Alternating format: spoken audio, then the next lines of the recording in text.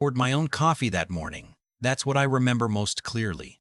Standing in my kitchen at 6 a.m., the house completely quiet, pouring my own coffee because there was no one left to do it for me.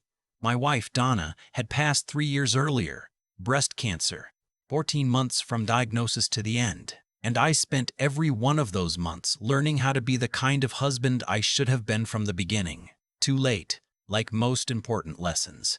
After she was gone, I kept the house. Our house. 32 years in the same place in Naperville, Illinois. Same oak tree in the front yard that my daughter used to climb when she was 7.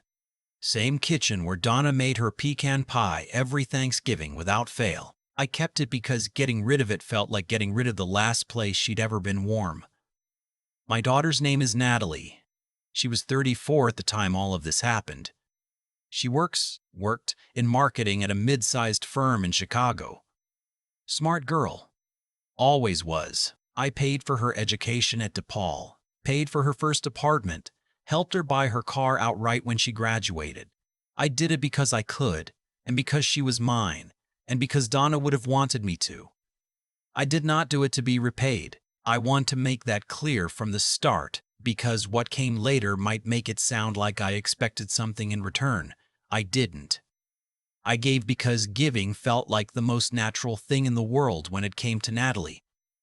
Her husband's name is Drew.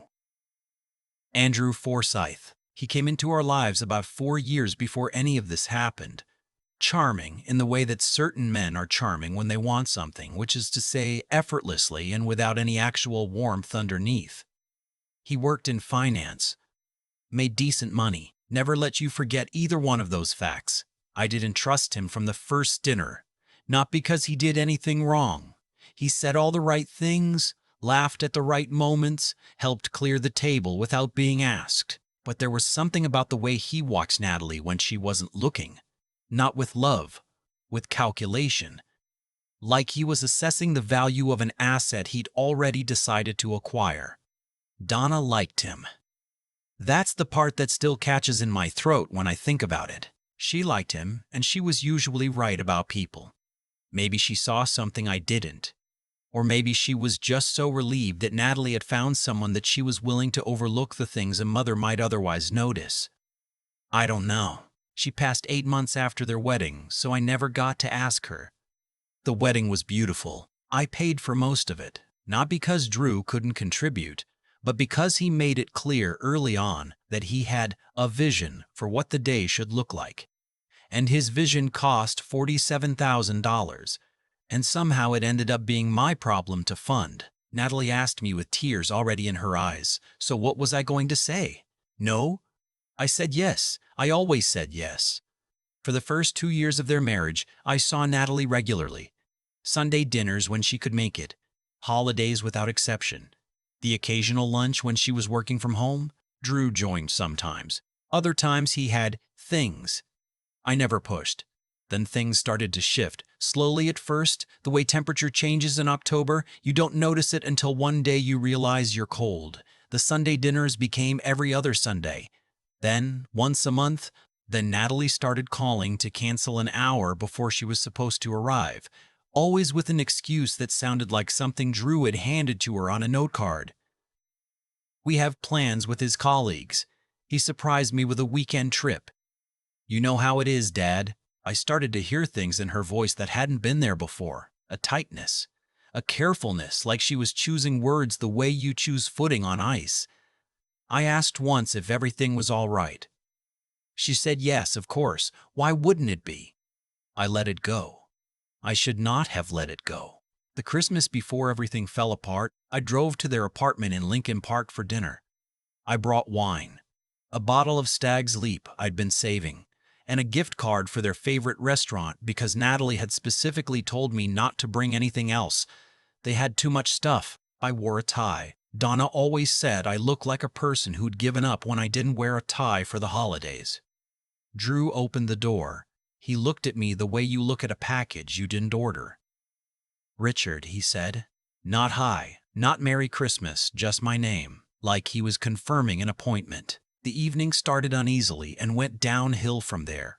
Drew spent most of dinner on his phone, occasionally looking up to make a comment that managed to be both condescending and dismissive at once. At one point, I mentioned that I was thinking about doing some renovations on the Naperville house, updating the kitchen, finally replacing the deck that had been rotting on the south side since 2019.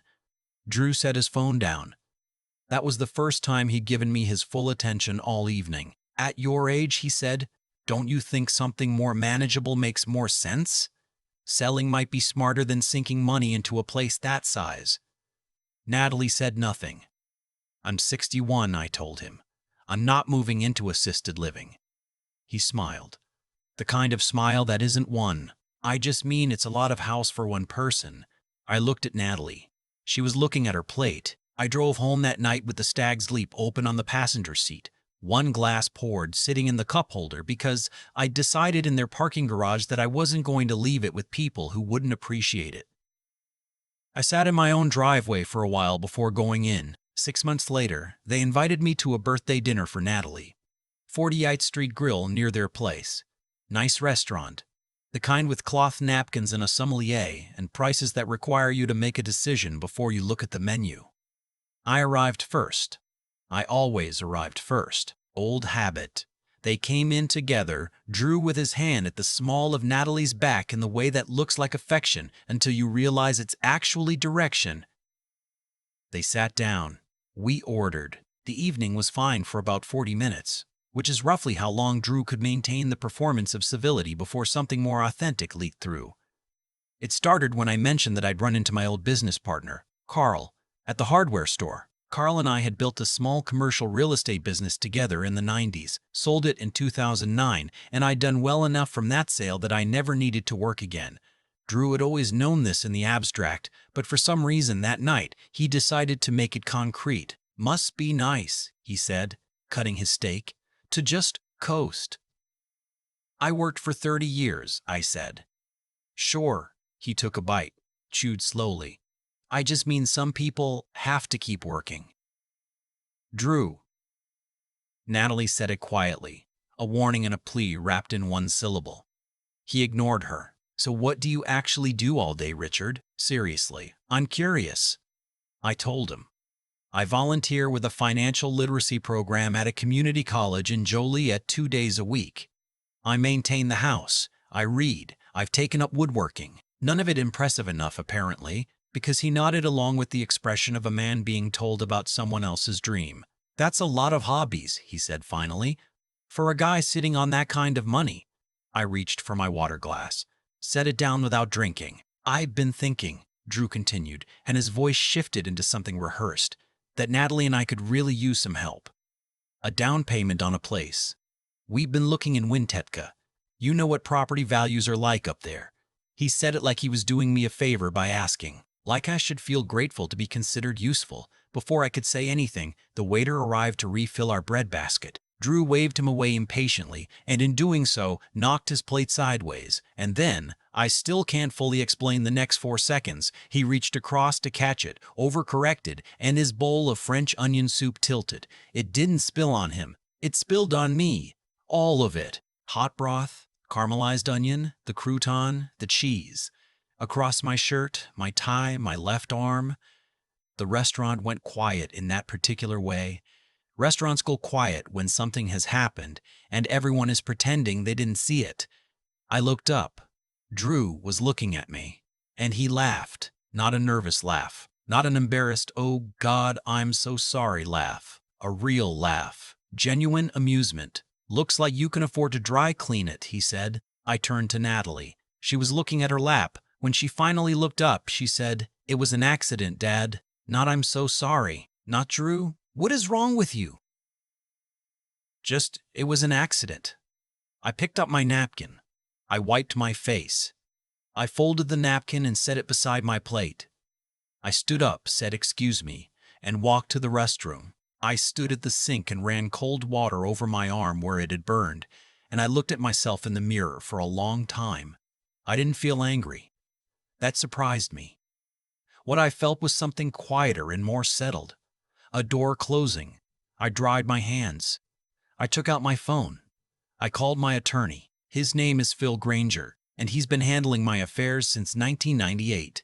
It was 8:15 on a Thursday evening, and he answered on the second ring because that's the kind of attorney Phil is when you've been a client for 26 years. "Phil," I said, "I need to make some changes. Tonight, if possible, or first thing tomorrow." "Talk to me," he said. I told him what I wanted. He asked 2 clarifying questions. He said he'd have documents ready by Friday afternoon. I said thank you. I hung up. I walked back to the table. Drew had already signaled for another round of drinks. The soup bowl had been cleared away. Natalie looked at me with an expression I couldn't quite read. Guilt, maybe, or the beginning of something she didn't have words for yet. "Everything okay?" she asked. "Fine," I said.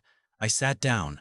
I finished my dinner. I paid the check, not because it was expected, just because the waiter had already brought it to me, and I didn't feel like making a scene.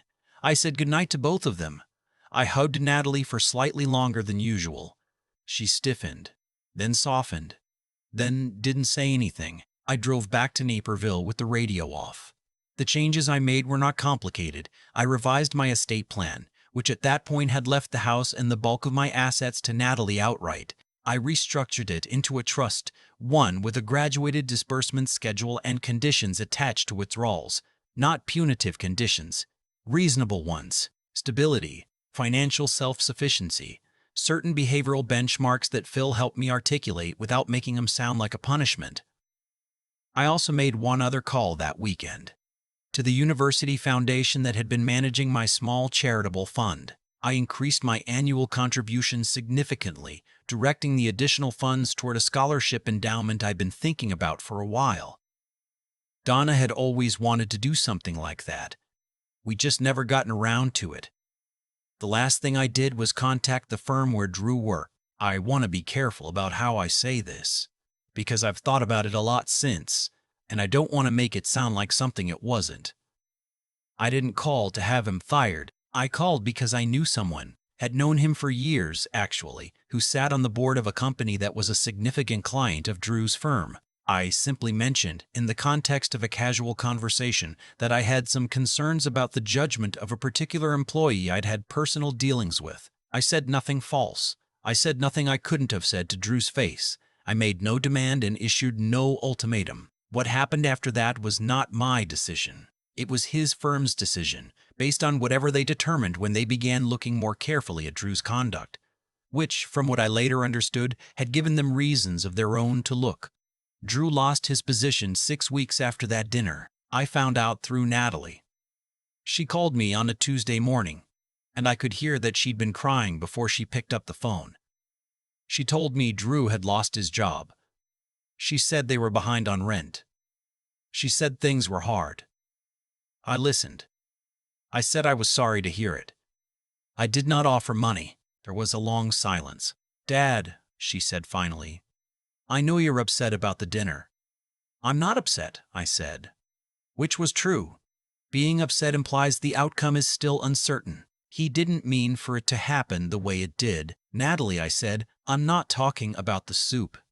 She went quiet. "I'm talking about who you've become when he's in the room," I said. "I'm talking about the last 2 years. I'm talking about sitting across from my daughter while she looked at her lap." She didn't say anything for a while. When she did speak, her voice was different, thinner. "I don't know what you want me to say." "I don't want you to say anything right now," I said. "I want you to think." I told her I loved her. I told her my door was open. I told her that when she was ready to have a real conversation, I'd be here. Then I let her go. She called back 3 weeks later. I don't know exactly what happened between Drew and Natalie in those weeks. I know they separated because she told me so. I know she went to stay with her friend from college for a while. A woman named Jenny who had a house in Evanston and a sensible head on her shoulders. I know that Natalie, for the first time in years, started making her own decisions. She got a second job, a part-time consulting position she found through a former colleague. She found an apartment on the north side, modest, manageable hers. She didn't ask me for money, and I noticed that specifically because not asking was a new thing for her. She called me more, not to ask for anything, just to talk. about work, about what she was cooking, about a book she'd read. The calls felt different from the ones before, which had always had the texture of obligation. These were something else. The first time she came back out to Naperville, she brought a pie. Pecan. I don't know if she remembered that it was her mother's, or if it was a coincidence. I didn't ask. I just got 2 forks, and we sat at the kitchen table and ate most of it without plates like we used to do when she was 12 and Donna had gone to bed early. I owe you an apology, Natalie said between bites. You don't owe me anything. I do, Dad. She set her fork down. I sat there and I let that happen, and I said nothing, and I've been carrying that for months. I need you to know I'm sorry, not because I want things to go back to the way they were, because they shouldn't, but because I'm sorry. I looked at my daughter for a long moment. She had her mother's eyes. She always did. I know, I said. I know you are. We ate the rest of the pie. She stayed for dinner. She helped me with the dishes afterward, which she hadn't done since she was a teenager, and we stood at the sink together in a silence that didn't need to be filled. Drew filed for divorce about 2 months after losing his job. I have no information about what his life looks like now, and I've made peace with not needing any. What I know is that Natalie came back to herself. Not to me, to herself. That's the important part. She wasn't returning to her father's house. She was returning to her own instincts, her own judgment, the person she'd been before she let someone else's voice get loud enough to drown out her own. She's been promoted since then. Twice. She's been seeing someone. I've met him once, briefly, a quiet man named Ben who teaches high school history and seems genuinely interested in what Natalie thinks about things. And when I watch them together, I don't see calculation. I see someone paying attention. She comes out to Naperville most Sundays now. Sometimes she stays for lunch, sometimes for dinner. Sometimes she drives out just to sit on the deck and drink coffee while the oak tree in the front yard does whatever oak trees do in late October. I haven't changed the trust back to the original arrangement. I don't think I need to. The conditions I set aren't a test anymore. Natalie has already passed them in ways that have nothing to do with money. But I've learned something too in all of this, about what giving actually means. Donna would have told me years earlier if I'd had the sense to ask. Giving isn't handing someone everything they want before they've figured out what they need. That's not love. That's avoidance. I pour my own coffee in the morning still. I've gotten used to it, actually. I like the quiet before the house wakes up. The few minutes where it's just me and the kitchen and whatever the light is doing through the window above the sink. Some mornings I think about that restaurant. The soup. The silence from across the table. The walk to the men's room. I don't think about it with anger. I think about it the way you think about a door you finally noticed was closed. Not with grief, but with the particular relief of finally knowing where you stand. I wiped my face. I made one call, and then I waited for my daughter to find her way back. She did. I've had a lot of time to think about what happened. Not the soup. That was just the moment when everything I'd been ignoring finally had a shape I could hold. What I keep coming back to is this. The way we love people either helps them grow or keeps them small. I loved Natalie the way a lot of fathers love their daughters, completely, unconditionally, and without any real thought about what I was actually building. I handed her a life that required nothing of her, and then I was surprised when she didn't know how to stand up for herself. For me, or anything, that's not Drew's fault. He was who he was from the beginning. I saw it the first night I met him, and I made a choice not to trust what I saw. That's on me. You can't spend years handing someone every comfort and then blame the first person who takes advantage of the arrangement. Drew didn't make Natalie sit silently across that table. I did.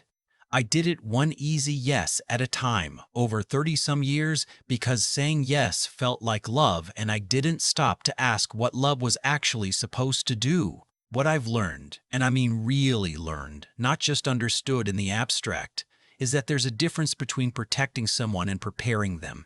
I protected Natalie from every consequence, every hard lesson, every moment where struggle might have taught her something about her own capability. And when the moment came that mattered most, she didn't have the muscle for it. Neither of us did, honestly. I'd never once made her earn my respect, so she didn't know it was something she could lose. The call I made from that restaurant bathroom wasn't revenge. I want to be honest about that because I've asked myself the question enough times that I think I finally know the answer. It was a boundary. The first real one I'd ever drawn. Not a line I drew to punish Drew, or even to protect myself, but a line that said, this is where I stop funding a version of my daughter's life that is making her smaller every year. What happened after? Drew losing his position, Natalie having to start over. Those were consequences of choices that had been made long before that dinner. I just stopped absorbing them on everyone else's behalf. Natalie had to do the hard part herself. The apartment, the second job, the long, quiet months of figuring out who she was without someone else telling her. That was hers. I didn't give her that either. I just got out of the way and let her find it. And she did. That's the part that matters. Not that Drew ended up where he ended up. Not that I restructured a trust or made a call to an old contact. What matters is that my daughter found her way back to herself. She brought a pecan pie to a house she used to visit out of obligation. And she sat at the kitchen table and apologized not to win anything back but because she meant it. That's character. You can't buy it. You can't give it to someone. They have to build it themselves, usually in the rubble of something that didn't work. I'm 61 years old, and I'm still learning how to love people well. That's not embarrassing to admit. It's just true. The oak tree in my front yard is still there. Natalie comes on Sundays now. We drink coffee on the deck, and we don't fill the silence just to fill it. That's enough. That's more than enough.